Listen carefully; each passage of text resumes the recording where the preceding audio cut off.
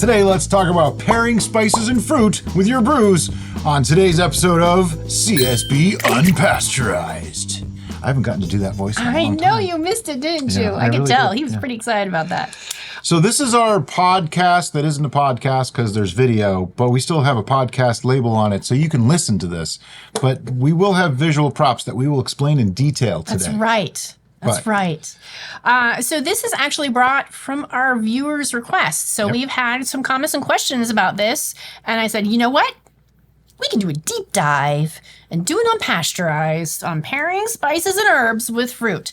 And there's actually quite a few things to think about. And if you think about all of these things, then you can make your own educated decisions on what you want to use with your fruit. Or get completely confused. Well, I'm hoping... Don't let that happen. That's what this video is for. That's right. It's to keep I'm you hoping from this getting helps as a guide.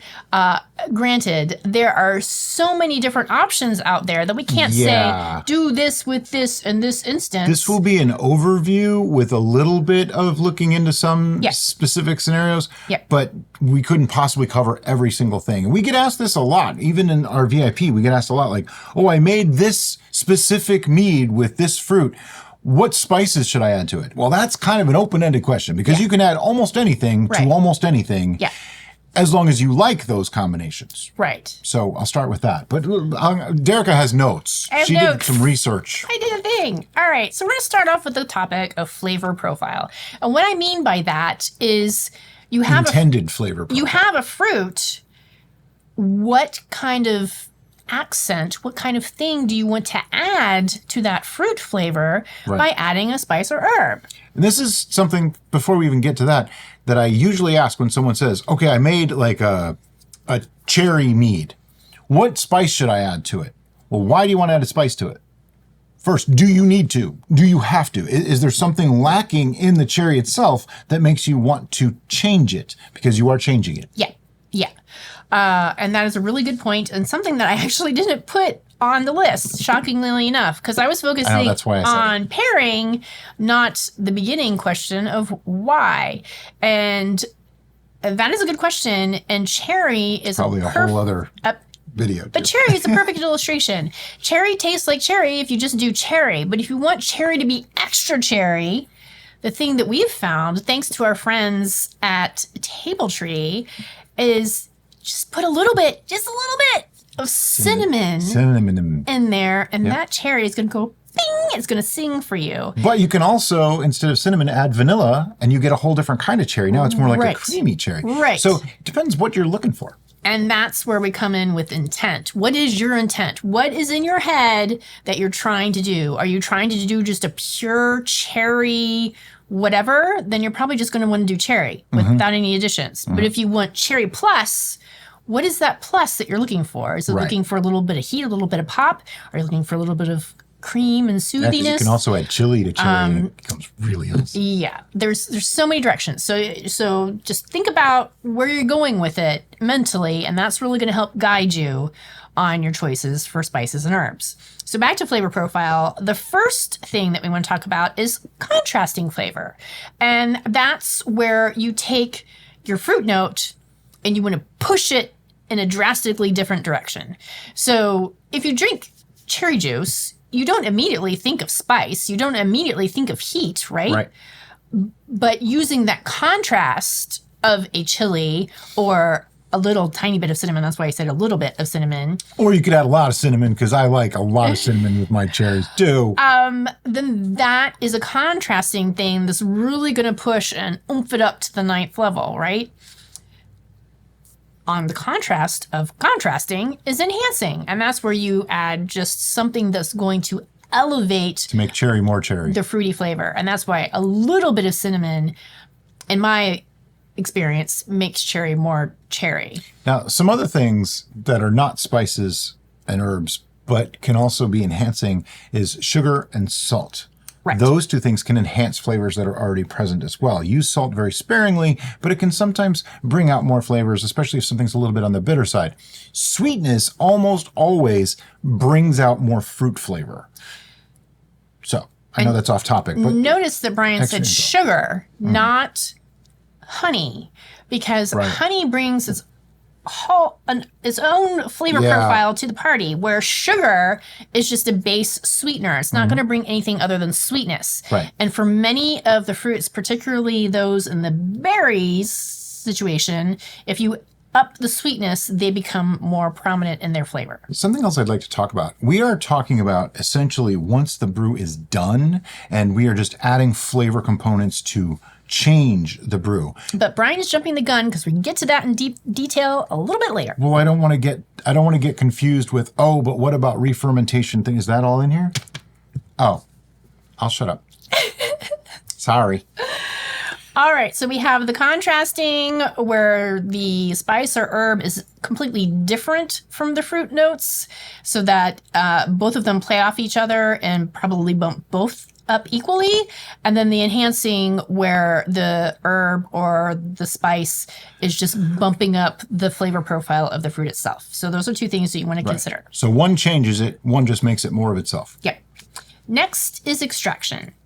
And this is something that we really stress a lot in our videos, and hopefully it comes across in our tutorials about this is something you really need to take into consideration. For example, cinnamon is notorious in extracting quickly, perhaps a little too quickly. Depends on the cinnamon, but in general. Right. It also depends on your environment. Cloves are notorious for over-extraction. Will overpower just about anything. They're this little teeny tiny thing. You need like a dozen, right? No. Like one. 1, 2, 3, absolutely at most. So for a gallon. You can do a little test on this if you're unsure on how quickly your herb or spice is going to extract by simply putting a small amount in a small amount of a neutral spirit, such as Everclear or vodka, and then just taste it after a day, after a week. Could you do it with like a wine or a mead though, instead of that? You could. Because that's not giving you an accurate assessment of how long it'll take to extract. It's more just a relative. Because Everclear is such a higher percentage of alcohol, it will extract much more quickly. Right, which is also on this part that we're talking about right now. Sorry. I tried to think of everything. But quick or slow, as Brian illustrated already for you, is relative based on temperature and alcohol percentage. If you are and even acidity. Yes. And if you are in a hotter environment, typically, not always, typically extraction will be quicker than a cooler environment. Think tea. Right. Tea will extract faster in hot water than it does in cold water. Right. Also, a higher ABV or a higher percentage of alcohol is going to extract those essential oils in your herbs and your spices quicker than a lower alcohol, because alcohol is a solvent. Yep. Water is too. So then the next thing you need to think about beyond that is your extraction method. And I know some people are like, what are you talking about? Don't worry, I'm here for you. So there's different ways that you can extract the essential oils or the flavors of herbs and spices. One of them is by what we call dry hop, which is borrowed from our friends in the beer community. And that's where you just put a dry thing into your brew and let it extract. Yeah, that's 90% of the time how you do it. Right. And that could be put in during fermentation or post-fermentation. Another method is by adding an extract. You can buy a commercially made extract, or you can make your own by doing that thing I mentioned earlier, where you soak your herb or your spice in a neutral spirit, such as vodka or Everclear or moonshine. That's fine too. White whiskey. Yeah, which is kind of moonshine adjacent. And the reason why you want to have a neutral spirit is because you don't want the spirit itself to add flavor to your brew. Right. You just want to use that higher alcohol percentage to quickly extract those essential oils and flavors from your herbs and spices, so that you can then add a controlled amount to your brew. Unless, of course, you were aiming for like a rum-flavored cinnamon or a cinnamon-flavored rum or cinnamon-flavored whiskey or something like that, then you could actually use like a whiskey or rum or any spirit that you want to do your extract with. So we're not saying you can't. Right. Just if you wanted to only be the extracted spice or herb, you can do herbs that way too, I guess. Yeah. Then that's the way you want to do it. But yeah. The final method I have on my list is to make a tea. And that's simply boil your herb or spice in hot water until it's extracted what flavor you want, then add that to your brew. Isn't it called something else, though? There's a word. There's a word. It's not tincture. It's not decoction. It's something else. Sarah will know, and she'll let us know in the comments. 15 people have already written it as they're hearing this, so it's all good. But you know what we're talking about. The words just aren't coming today. Okay, so that is the basic methods of extraction. And then the question that I've illustrated here that we're going to talk about in detail is whole or ground. Whole. Why whole, though, Brian? And then what I have here is full-on cinnamon sticks, and then the big thing of ground cinnamon that's just this powdery stuff. Why whole? 2 reasons. 1, gunky mess. Yeah. 2, over-extraction too quickly. Yes. Surface to mass ratio. There you go. Ding, ding, ding. That is the biggest thing, is that the more surface area to volume that you have, the more quickly those flavors are going to get in your brew. This could be a good thing or this could be a bad thing. But if you want a nice clear brew as your final product, having a whole element is going to be so much easier to get out once the flavor is in than a powdery mess like some the ground fine powders things. Don't ever come out of solution. Right. And so that is going to bring us to our first implement, and that is the rumble jar. Now, this is, I believe, the 68-ounce rumble jar. If you go to any of the links 64. about, probably that. It's a number that I think begins with 6. Just go to the rumble jar link and pick the larger one, because that is going to work best in a 1-gallon fermentation vessel. Now, as you can see by its girth, it is, what is that, like 3 inches? 2.5. 2.5? 2, maybe. This is not going to fit in a traditional fermentation jug carboy. You need a wide You're going to need a wide mouth or bucket or whatever to use this. And the reason why we really love this device is that our autosiphon here, either the intake or the outtake valve, is going to fit perfectly in there. And this very fine mesh perforation is going to keep the solids out so that our autosiphon can work without bringing its gunk into the next. Let me clarify just a little bit. She's talking about when we get to racking once you've added spices to something. Right. But you can also use this to put the spices into something. Absolutely. And that way, solves the problem. The spices are contained. It'll still extract just fine, and then you can just take this out, let it drain, and then done. Don't even have to worry about it. In the words of the great Elton Brown, it is not a unitasker; it's a multitasker. Now, the rumble jar also comes in this cloth bag. They all come this way. And the cool thing about this is that if you had to resort to the superfine ground spices, please don't. But if you have to, no. You can use this bag, sanitize it just like you would any other product, and put the bag around your rumble jar, cinch it, and now you have 2 layers of filtration that may, and I'm stressing may on purpose, help. It will not help with something this fine. I will tell you right now. If something is like cracked black pepper in texture, it may help. Yeah. Because there'll be a little bit of extra fine powder. But the fine ground herbs and spices, they just go right through. The problem is, because they can't come out easily, they're going to continue to keep extracting. Yes. And that's where bitterness ensues. Right. Okay, so now we come to a thing that Brian talked about earlier, and that was when to add the herbs and spices. In primary, that's when you're starting your fermentation process, or process. Why are words hard for me today?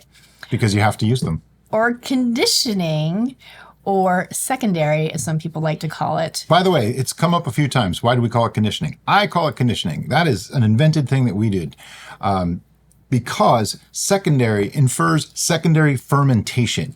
If you are trying to ferment something, then secondary fermentation is actually correct. But once fermentation is complete and you move it out and you are expecting it to age or condition, then it is more accurately, in my opinion, conditioning phase rather than secondary fermentation. Yep, semantics, it's a thing. So That's not even semantics. That's just truth. Right.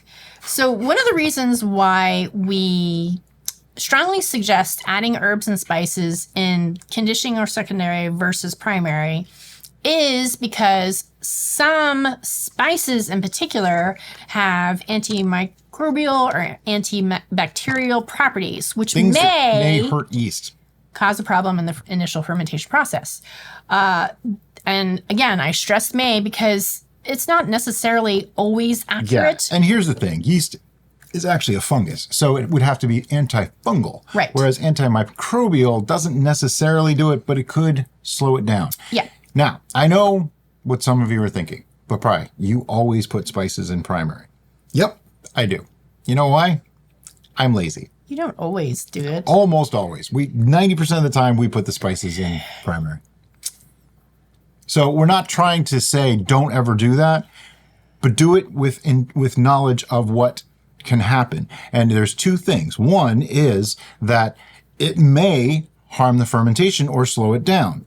Or two, if you know that it won't extract more than you want it to in the time that it's going to take before you rack it, it's okay. And that was the second point that I was going to get to, and that was control of extraction. So if you put it in primary, you're waiting for the fermentation process to complete.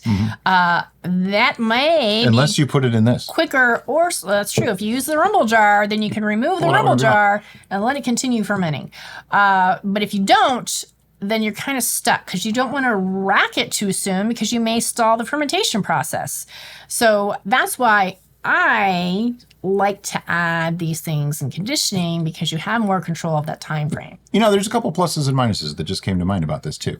If you do add your spices in primary, like I do much of the time, out of laziness, not because it's correct, but out of laziness, that means you don't really have as much control over the extraction because you are not tasting a finished product. Right. If you take samples to know when to pull this out early. And you don't have control over the extraction rate because it could extract more. But I will say this, it extracts slower in a non-fermented product than a fermented product because there's no alcohol. So there's that too. So some of it comes down to experience. But is there any real advantage to doing it that way? Other than laziness, no. No. If you do it in conditioning phase or after primary fermentation, you have almost all of the advantages. And other than a water-soluble extraction that I don't know you could really tell the difference anyway, there's no disadvantage. I think the only advantage to using herbs and spices in primary is that it potentially could lengthen the time of a completed fermentation or a completed product. Not fermentation, but completed product. Oh, yeah. You're adding the extraction time now. Okay. Right. That's the only advantage I can see. For spices, I agree with that. For herbs, the advantage could be there is often nitrogen in herbs, and that could work as a yeast nutrient. That is true. So is it the be-all, end-all? No, but it is a little notch on the side of a plus. Yeah. There are pluses and minuses to both aspects. Just be fully cognitive we always say of all of them. There's so many ways to brew, so many ways to get basically the same end product. As long as you did it safely, no one got hurt, and you had fun along the way, and you made something that's drinkable and usable without much waste, you didn't do anything wrong. That's kind of our opinion on it. Right. Right. And that's why we're trying to give you the full spectrum and all the different options so that you have all this information for you to make an educated decision.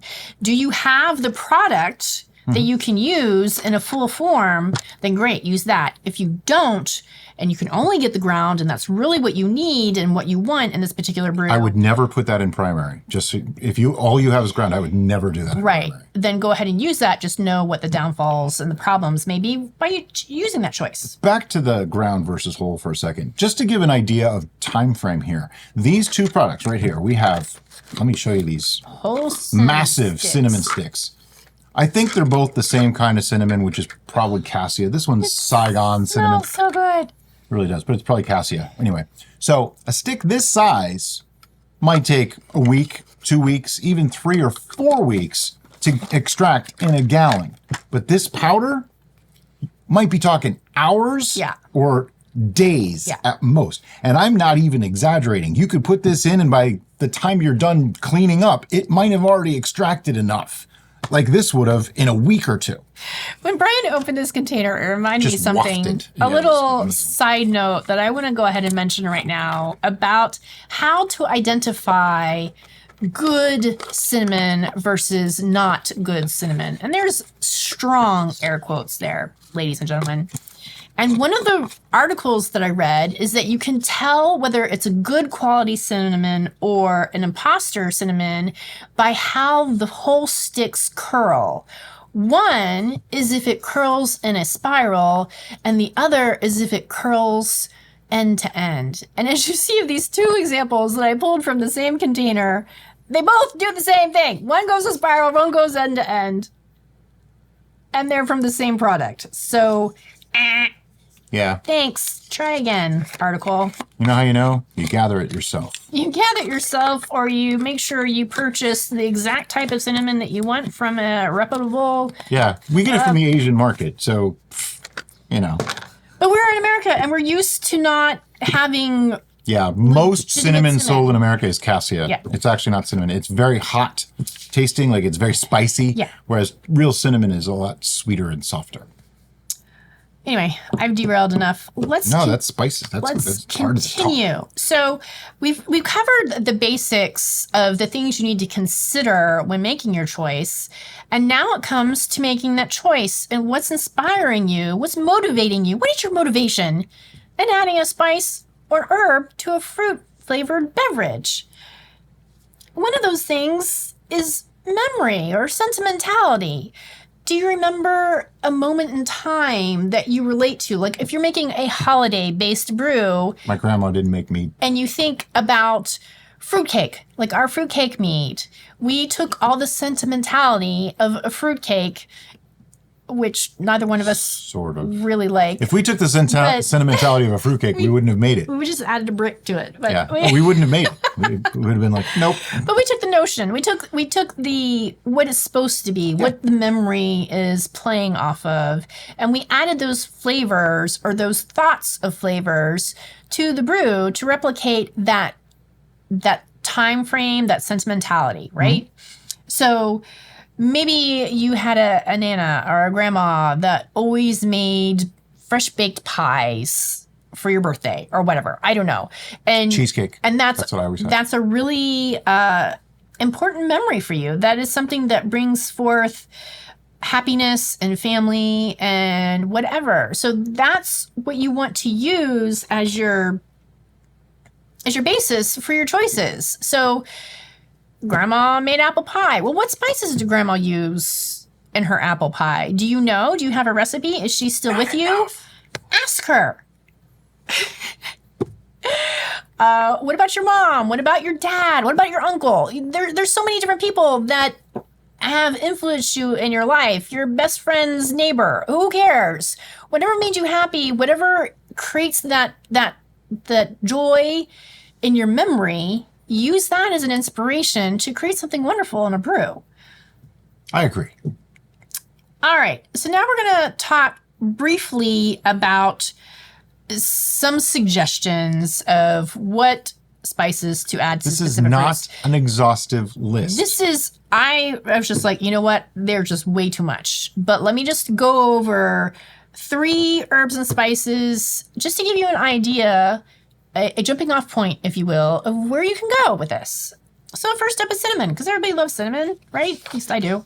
Probably one of my favorites. Cinnamon and allspice. Cinnamon is ubiquitous. Yeah, it's going to help or add to pretty much anything. If you've got something fruit and you're thinking about adding cinnamon, go ahead and add cinnamon. It's works probably really well with great. apples and lighter flavors like that. Peaches, plums, blueberries, apples, basically most fruit are going to go well with cinnamon. Or just add it to a straight up mead and it's good. It is indeed.